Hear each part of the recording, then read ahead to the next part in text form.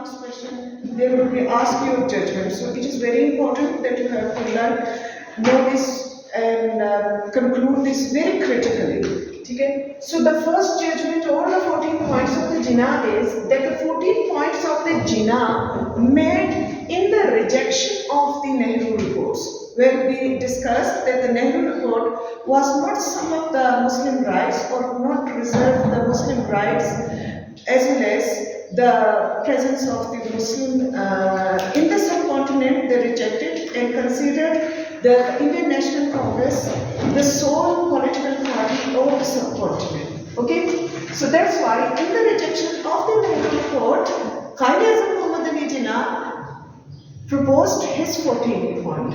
So Hindu-Muslim unity ended. In the 14th point of Quaid-e-Azam Muhammad Ali Jinnah, we are looking that his 14 points mainly focused to restore the Muslim rights and reserve the seats as a separate electorate and 1/3 seats for the Muslims where there are the Muslims in minorities. So that's why we see that the Hindu-Muslim unity now come at end forever. Okay, Indian National Congress and the Muslim League both started separate campaign against the British. As the Hindu-Muslim unity dispersed, so now the Muslims start their campaigns by themselves, and the Indian National Congress, they started their own campaign by themselves. अब इसमें जैसे खिलाफत movement में हमने उन्हें देखा कि वो सेम दोनों एक प्लेटफॉर्म पे आके कैंपेन चला रहे थे, अब उन्होंने अपने प्लेटफॉर्म चेंज कर दिए. ऑब्वियसली उनके व्यूज, उनके एम्स एंड ऑब्जेक्टिव भी आपको फर्दर आगे सेपरेट ही नजर आएंगे. Indian national Congress rejected their idea of the dominant status of the India.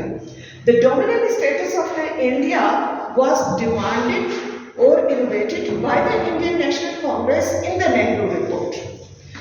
While as the Nehru report was rejected, Quaid's 14 points were rejected, so Indian National Congress themselves, they reject the dominant status of India. Now they start their non-cooperation movement. Okay, so the next topic, this is the result of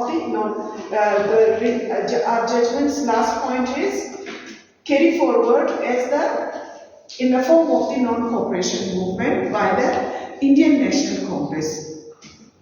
Non-cooperation movement Indian National Congress ने जो start करवाया, उस newspaper को British ने sensor कर दिया, ban कर दिया.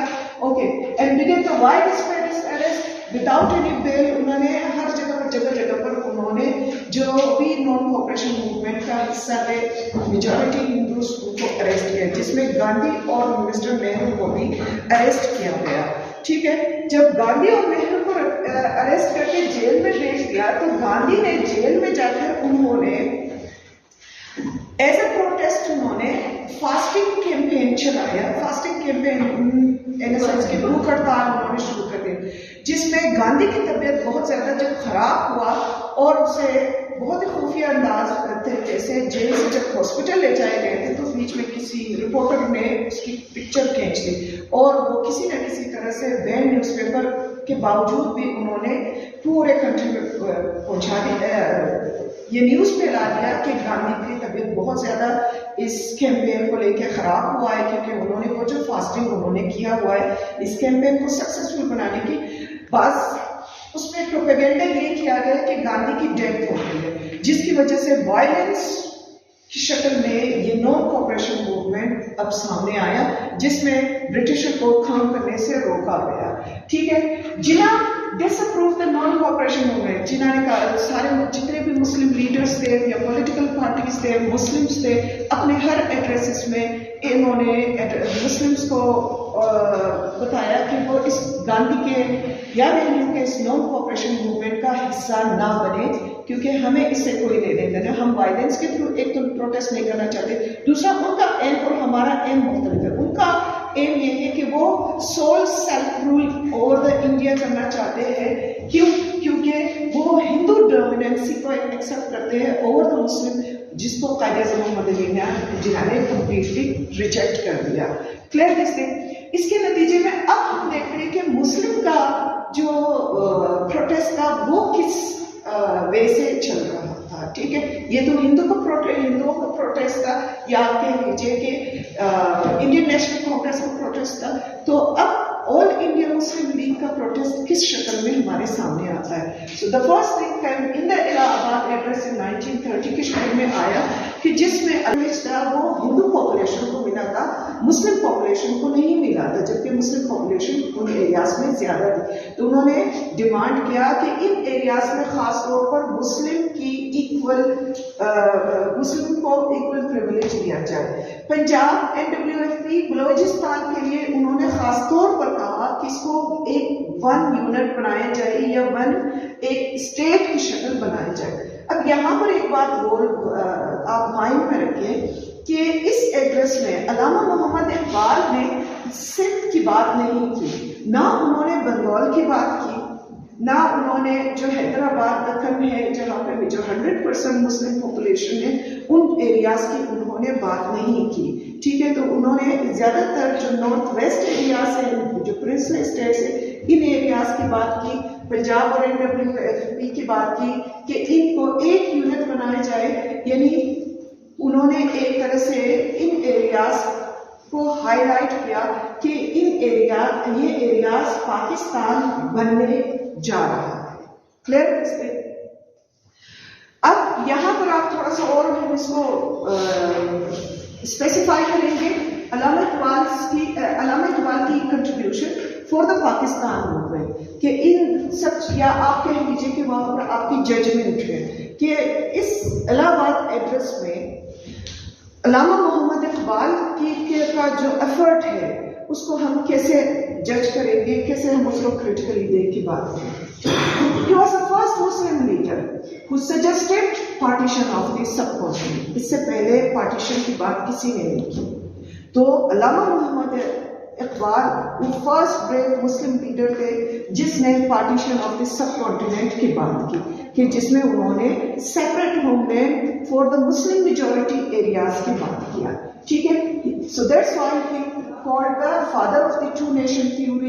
یعنی اسلامک جو آئیڈیالوجی کے اوپر انہوں نے emphasize کیا کہ ہمارا faith, ہمارا رہنا سہنا, ہمارا فوڈ, ہمارا کلوتھ, ہمارا ہر طرح سے جو وے آف لائف ہے وہ ڈفرینٹ ہے from Hindu. So that's Y he is called father of the two nation theory. One nation Muslim and the next nation who is completely different from the Muslim, that is Hindu. He had inspirational writing and addresses to restore the Islamic ideology and culture. یعنی اپنی poetry کے through جگہ جگہ اس نے اپنی poetry سے بھی پھیلا دیا پورے مسلم میں, جس had a much inspirational potential, جس نے مسلمانوں میں وہ بیداری جگایا. ٹھیک ہے, وہ جو بات میں اور کردار میں اگر ڈفرینس ہو تو پھر بات میں وہ اثر نہیں دیتا, جبکہ علامہ محمد اقبال کی بات میں اور کردار میں وہ دونوں میں سملیرٹی تھا. تو اس وجہ سے ان کی یہ پوئٹری, اس پوئٹری کا جو اثر تھا مسلمانوں پر سب سے زیادہ ہوا ان Muslim of the sub continent. اور اسی آئیڈیالوجی نے ایک بیس یا ایک پلیٹ فارم بنا دیا for the Pakistan resolution in 1940 کے لیے. انہوں نے ایک انڈیکیشن دے دیا. کلیئر اس نے دو کہ 1940 کی جو ریزولوشن ہے اس سے پہلے قائد اعظم محمد علی علامہ محمد اقبال کی ڈیتھ ہو چکا ہے. یہاں پر ایک چیز یہ بھی دیکھ لیں کہ ہندو نہ صرف اس وقت بھی علامہ محمد اقبال کے ان انسپریشنل پوئٹری اور ان کے رائٹنگس اور ان کے ایڈریسز کے خلاف تھے, بلکہ آج تک بھی ہے کہ علامہ اقبال کو بینگ اے پوئٹ وہ اپنے لٹریچر میں نہ کاؤنٹ کرتے ہیں, نہ ان کے بارے میں کچھ لکھنا پسند کرتے ہیں. ٹھیک ہے, جبکہ باقی جو rest of the poets of the Muslim poets جیسے خالد ہے, میر تقی میر ہے, ان سب کی کا ذکر ان کے ڈراموں میں, ان کے فلمس میں, ان کے لٹریچر میں, ان کی ہسٹری میں ہمیں نظر آتا ہے, لیکن علامہ اقبال کا جو پورشن آتا ہے تو اس کو وہ لوگ اسکپ کر دیتے ہیں. The reason is why کہ this man was the true leader and the first man who proposed the two nation theory, جس نے separate homeland کی بات کی. ٹھیک ہے, so that's why he came in the sense of the nationhood. یہاں سے یہ کیمپین چل رہا تھا مسلم کی طرف سے, جو کہ ایک پیسفل کیمپین تھا,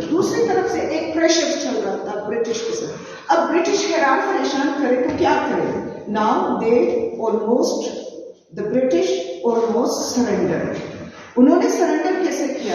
انہوں نے کہا کہ ہم ایک راؤنڈ ٹیبل کانفرنس ہے ہیلڈ کرنے جا رہے، منعقد کرنے جا رہے. راؤنڈ ٹیبل مینس کہ ایز دا ٹیبل کی جو راؤنڈ مطلب ہے it is going circle, no ending, there is no end of the circle اور دا راؤنڈ شیپ. تو اس کا مطلب یہ ہے کہ اس ٹیبل پر جو بھی بیٹھے گا سارے ان کے اوپینینس، ان کے رائٹس، ان کی آئیڈیالوجی کا احترام کیا جائے گا، ان کو ایک کنسیڈر کیا جائے گا. تو کسی کو سپیریئر کسی کو انفیریئر کنسیڈر نہیں کیا جائے گا. So that's why they called this conference named given as a round table conference in London. انہوں نے کیا